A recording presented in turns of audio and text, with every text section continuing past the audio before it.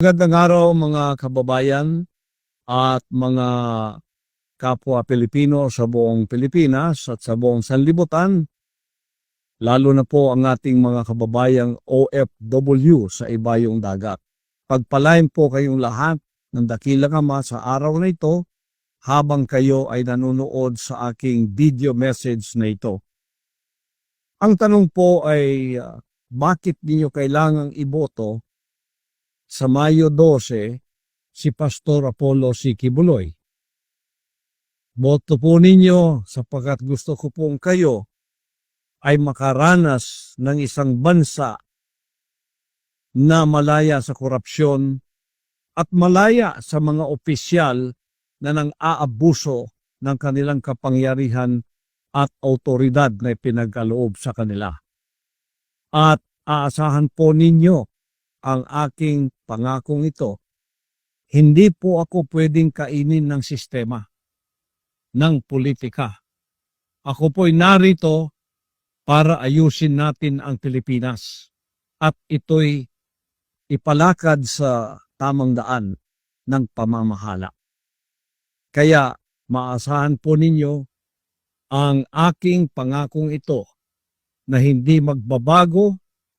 Hindi ako tumakbo para sa pera, hindi ako tumakbo para sa pabor, hindi po ako tumakbo para sa ambisyon.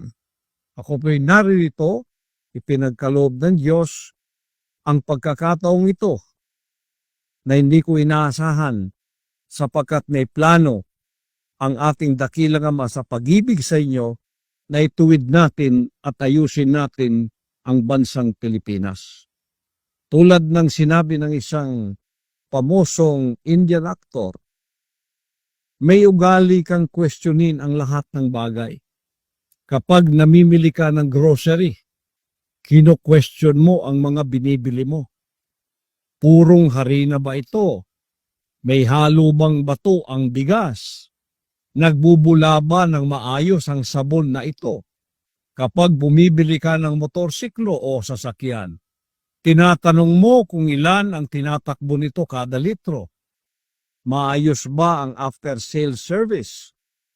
Kahit ballpen lang ang bibilhin mo, ang dami mo pa ring tanong. Lahat na lang kino-question mo palagi. Maliban sa isang bagay, kapag pumipili ka ng namamahala ng gobyerno.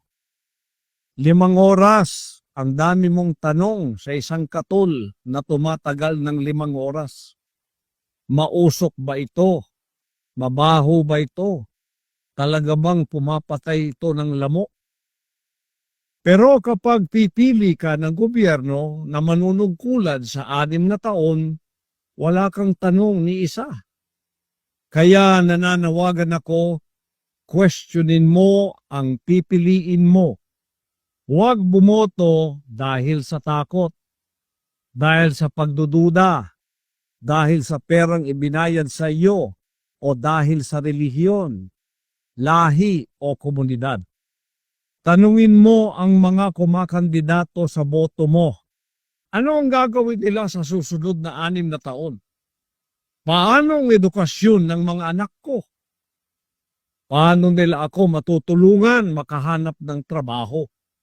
Kapag magkasakit ako, ano ang mangyayari sa pamilya ko? Paano nila pauunlarin ang bansa sa 5 taon? Paano nila isusupply ang pagkaing hindi kami magugutom? Magtanong bago bumoto. Ang daliri ginagamit mo sa pagboto, itutok mo sa kanila at magtanong. Kapag ginawa mo yan, gaganda, aaba ang sistema ng kalusugan natin para tulungan ang mga magsasakang mahihirap. Hindi na natin kakailanganin pa ang isang superhero. Sapat na ang boto mo. Hawak mo ang kapangyarihan sa dulo ng daliri mo. At kapag ginawa mo ang hinihiling ko, alam mo kung sino ang makakamit ng kalayaan? Ikaw. Kayong lahat. Kalayaan mula sa kahirapan, kalayaan mula sa inhustisya, kalayaan mula sa korupsyon. Magtiwala sa daliri mo. Gamitin mo ito. Ito ang kapangyarihan mong pumili ng isang bansang malaya, ay isang bansang pwede mong may pagmalaki at bansa na pwedeng magkaroon ka ng kapayapaan. Kaya, kaibigan, kababayan, panahon na po ito para ating gamitin ang kapangyarihang ito. At ang kapangyarihang ito lamang ang magdudulot ng future para sa ating bansa. Kaya, sa gabay ng ating dakilang Diyos at sa inyong mga pagtitiwala sa akin bilang maging senador ng bayan upang ayusin natin ang Pilipinas, ako po ay nangangako na hindi ako magbabago sa aking ipinangako. Hindi ako maaaring kainin ng sistema. Uulitin ko, hindi ako kumakandidato para sa pera, para sa pabor, at para maging tanyag. Yan pong lahat ay hindi ang aking ambisyon. Ang aking pong tunay na ambisyon ay ayusin ang ating bansang Pilipinas. Maasahan po ninyo ang pangakong itong hindi po ako magmamaliw. Sa gabay ng ating dakilang Diyos at sa kapangyarihan ng inyong pagboto, gamitin ang daliri ito para sa isang maunlad, mapayapa at malayang bansang Pilipinas.